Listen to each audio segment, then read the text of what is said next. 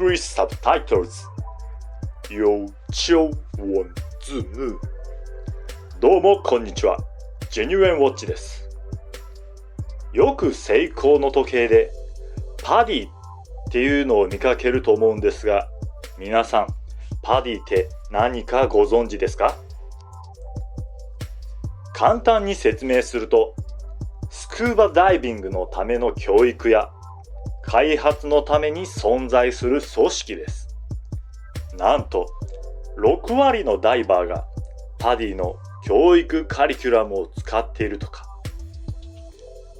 そんなダイビングのための組織とセイコーのダイバーウォッチのコラボ、どんな時計なのか早速見てみましょう。今回の時計はこちら。商品名は Seiko Prospex SBDY057 モンスタータイプPADIスペシャルエディション 200m 防水のダイバーウォッチです。最初に目が行くのがこの独特なシェイプの青いベゼル。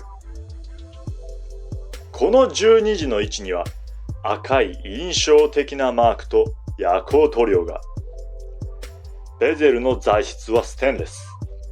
そこに硬質コーティングが施されています。この独特なベゼルの形状に合うようにケースもシェイプされています。ほぼ全ての面はヘアライン仕上げになっています。そしてベゼルの形状が角張っているので、横から見ると厚みがあるように見えますね。ちなみにケースもステンレスです。しかし硬質コーティングはされていません。クラウンは大きくて回しやすいです。スクリュータイプになっています。サイズは 7mm です。ケースバッグの肌に当たる部分はミラーポリッシュになっていて、薄く面取りされています。使う人への配慮を感じますね。ケースバッグの中心にはプロスペックスの波のマーク。次はダイヤルを見ていきましょう。ダイヤルカラーはマットなブラック。赤色の秒針。秒針と同じ色の赤く太い分針。そしてシルバーカラーの太い磁針。大きくて見やすいフラットなインデックス。レンズによって大きくて見やすいカレンダー。曜日は英語と漢字の2種類から選べます。ベゼルの上で大きくて見やすい数字。さすがはパディとのスペシャルエディション。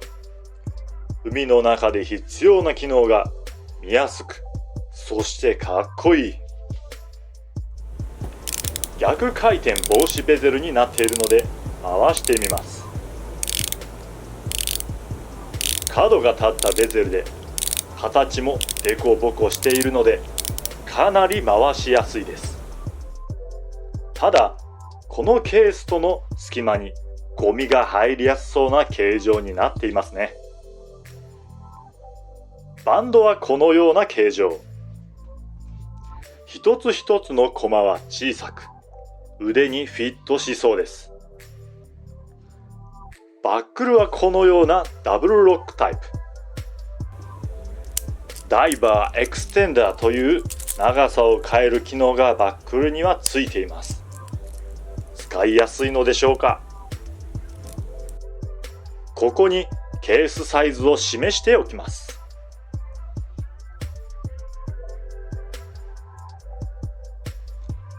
ちなみにキャリバーは 4R36。精度は1日あたりプラス45秒からマイナス35秒。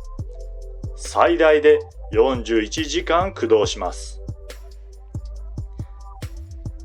170mm の私の腕ではこのような雰囲気です。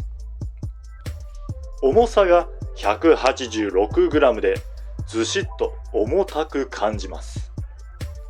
しかしバンドのコマ一つ一つが小さいため腕にフィットしている感じがします。いかがでしたか？このパディモデルのカラーリング、綺麗ですよね。このタイプのシェイプ、モンスターっていうニックネームがついています。このベゼルの角が立った攻撃的なデザインを見てたら、確かにモンスターだなと感じますね。このチャンネルではこんな感じで最新の時計のレビューをしています。もし気に入ってもらえたのなら、チャンネル登録をして最新の動画をゲットしてください。それでは次の動画でまた会いましょう。